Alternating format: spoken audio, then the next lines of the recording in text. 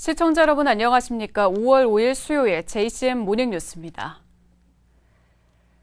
최근 울산 지역에서 확산되고 있는 코로나19 바이러스의 90%가량이 전파력이 강력한 영국발 변이 바이러스인 것으로 드러나면서 방역당국에 비상이 걸렸습니다.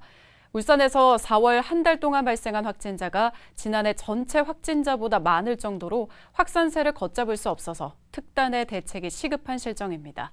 보도에 박정필 기자입니다. 울산의 코로나19 누적 확진자가 5월 들어 2,000명을 넘었습니다. 4월에만 772명이 감염되면서 지난해 전체 확진자보다 많을 정도로 심각한 상황입니다. 집단 감염의 원인은 영국발 변이 바이러스. 지난 2월 부산 장례식장을 다녀온 확진자를 시작으로 사우나와 콜센터, 교회와 학교 등 지역사회 전역으로 집단 감염이 이어지고 있습니다.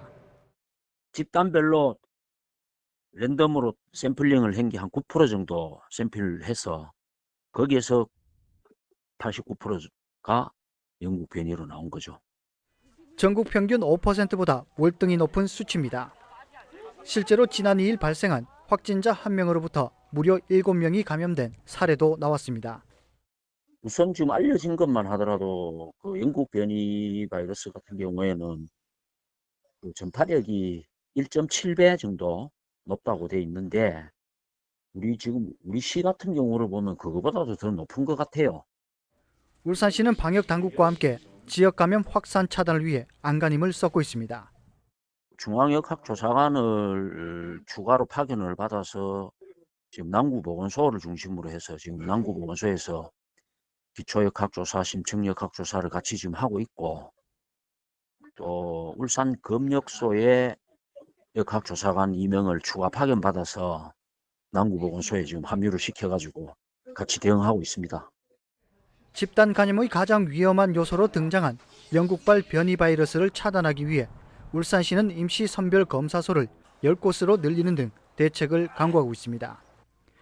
그러나 최근 전국에서도 최고의 감염률을 보이고 있는 울산의 코로나19 확산세를 막기 위해서는 특단의 대책이 필요한 것으로 지적되고 있습니다. JCN 뉴스 박정필입니다.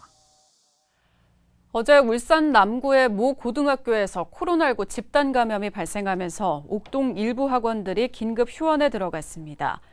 방역당국 등에 따르면 해당 학교 확진자들이 다닌 인근 학원과 독서실 등 10여 곳이 긴급 휴원하거나 문을 닫았습니다. 방역당국은 해당 시설에 대한 방역 소독과 함께 접촉자들에 대한 검사와 역학조사를 벌이고 있습니다.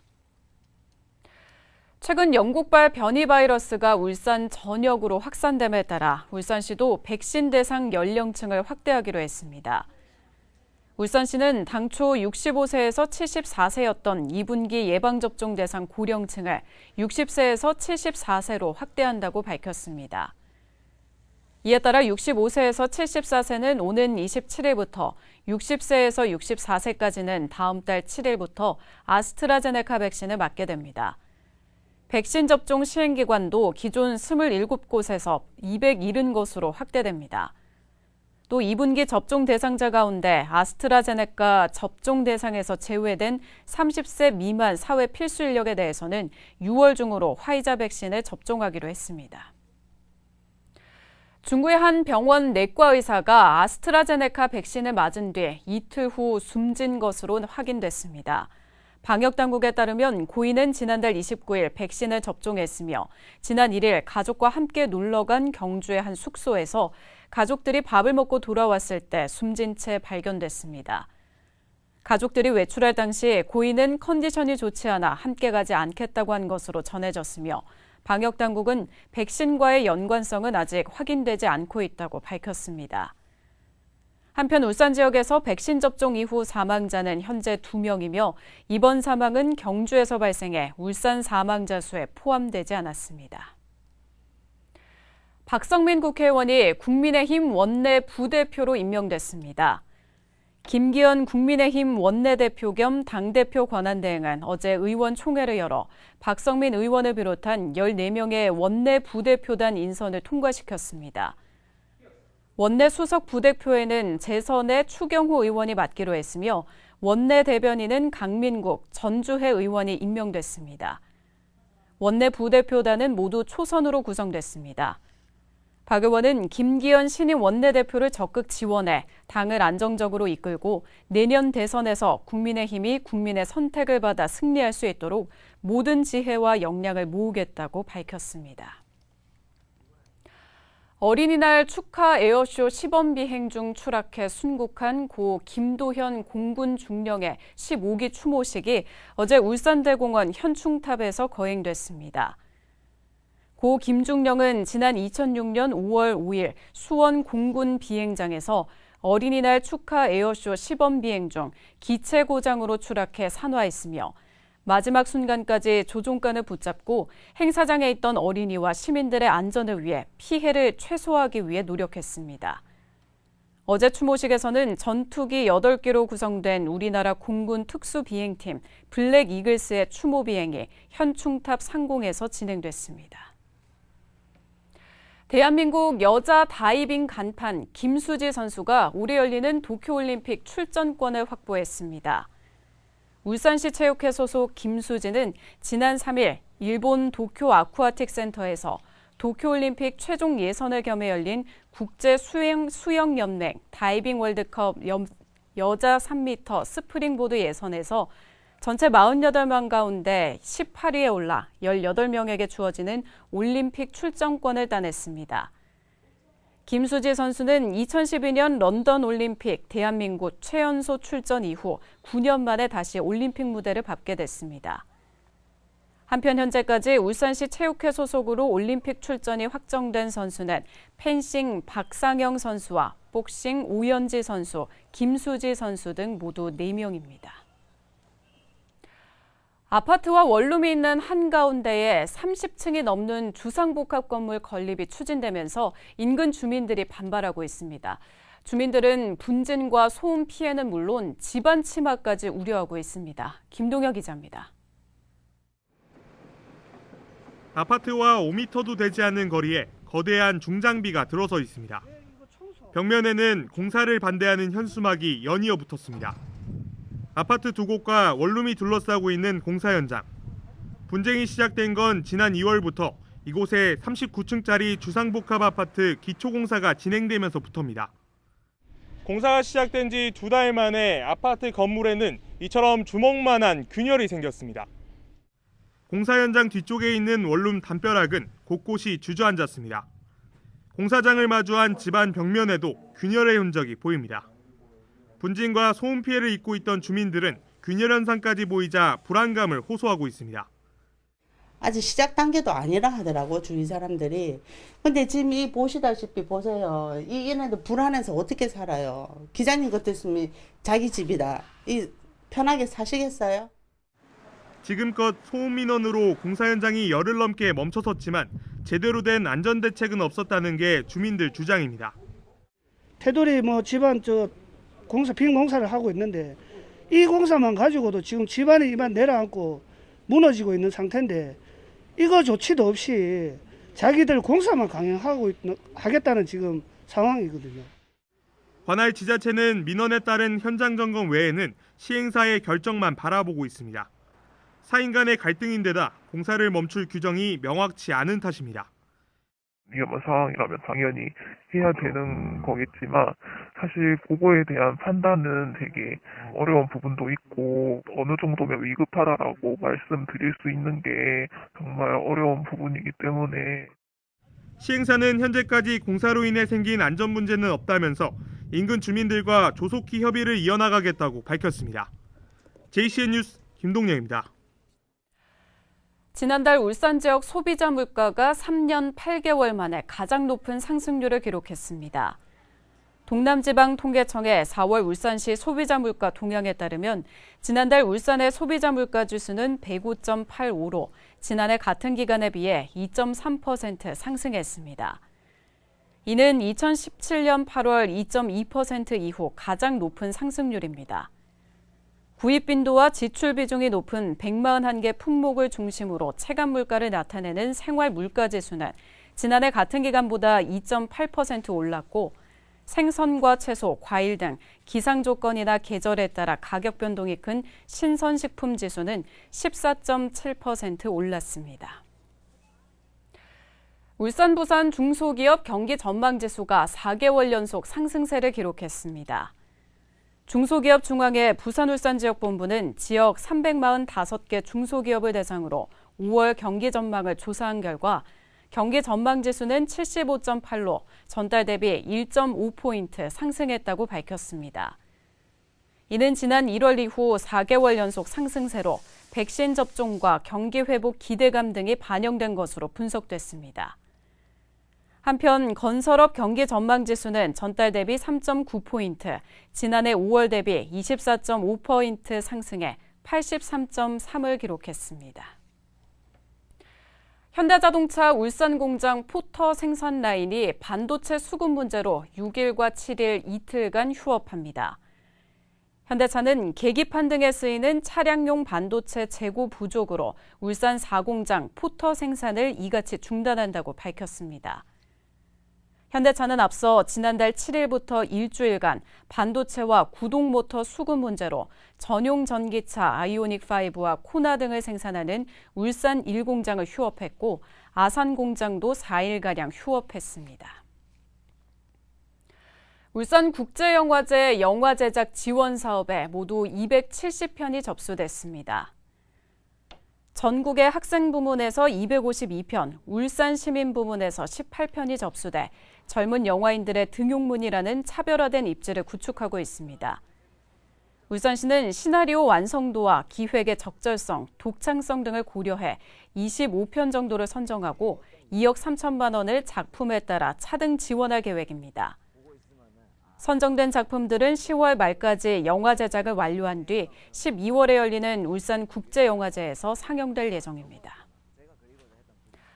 울산시가 2021년 청소년상 수상자로 6명을 선정했습니다. 이 가운데 대상 수상자는 천상고등학교 1학년 최규현 학생으로 뇌종양 수술과 치료를 반복하며 뇌병변 장애를 가진데도 불구하고 학업과 학교 생활에 최선을 다해오면서 청소년들의 귀감이 돼 선정됐습니다. 또 태연학교 졸업생 이유민, 울산대학교 1학년 최서윤, 화봉중 이재형, 울산고 심정윤, 강남고 라현민 학생이 각각 청소년상을 수상했습니다. 수상자들에게는 울산시가 주최하는 국내외 청소년 교류 활동에 우선 참가할 수 있는 혜택이 주어집니다. 울산시 교육청이 1년 넘게 준비한 울산 미래교육관 설립이 본격화합니다. 2번의 시도 끝에 교육부와 행안부의 공동투자 심사를 통과했는데요. 2024년 12월이면 미래교육관의 모습을 볼 수 있다고 합니다. 이현동 기자의 보도입니다. 지속 가능한 삶의 실천, 가칭 울산 미래교육관 설립 비전입니다.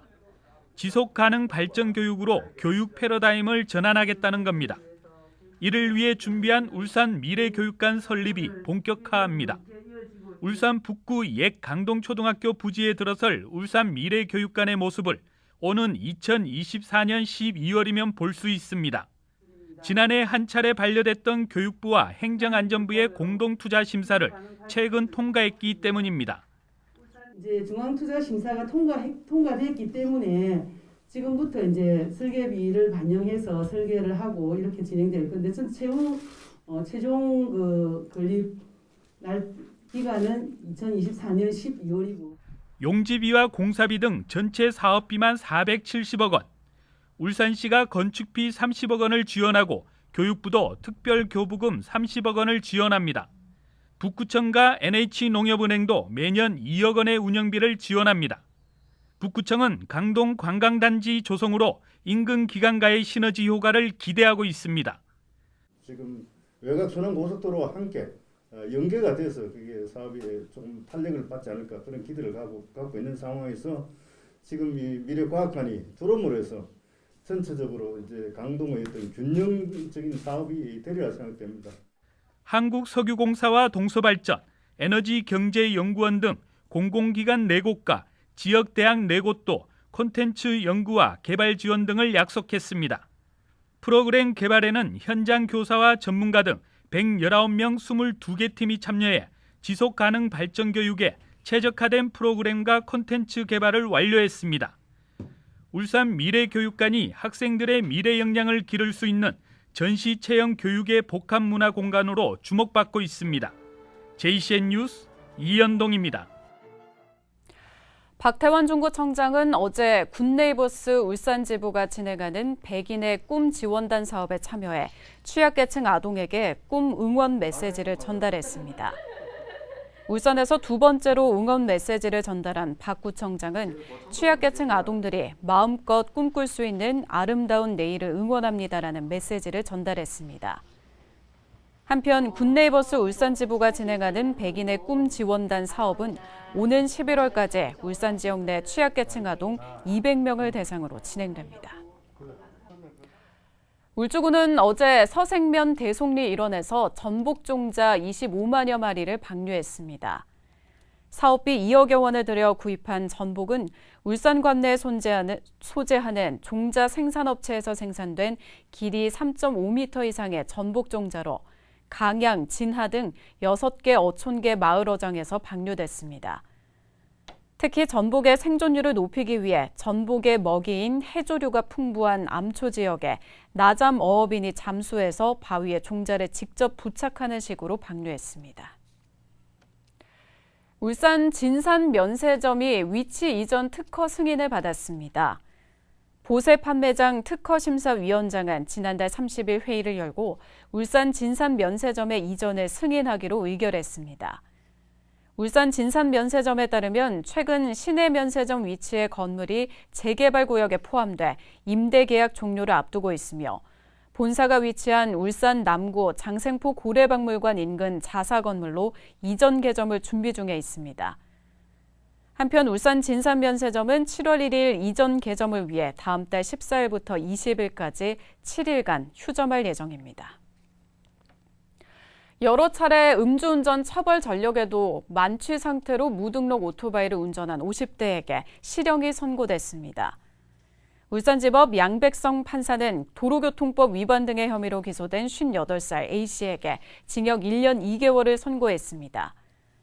그전까지 음주운전으로 여러 차례 전과가 있는 A씨는 지난해 7월 울주군 상북면 한 도로의 6km 구간을 혈중 알코올 농도 0.202% 만취 상태에서 무등록 오토바이를 운전한 데 이어 2주 후 또다시 술을 마시고 오토바이를 운전한 혐의를 받고 있습니다. 울주군은 코로나19 장기화와 경기 침체로 어려움을 겪고 있는 소상공인과 개인, 민간 사업자 등을 위해 3개월치 도로 점용료를 감면해 주기로 했습니다. 이는 전체 도로 점용료의 4분의 1에 해당하는 것으로 매년 3월에 부과하던 정기분 고지도 2개월 연장해 5월에 부과합니다. 감면 대상은 법정도로의 차량 진출입로와 돌출 간판 등의 점용 허가를 받은 소상공인 등으로 올해 정기분 부과 예정액 11억 7,600만 원의 25%인 2억 9,400만 원을 감면할 예정입니다. JCN 모닝뉴스를 마칩니다. 함께해 주신 여러분 고맙습니다.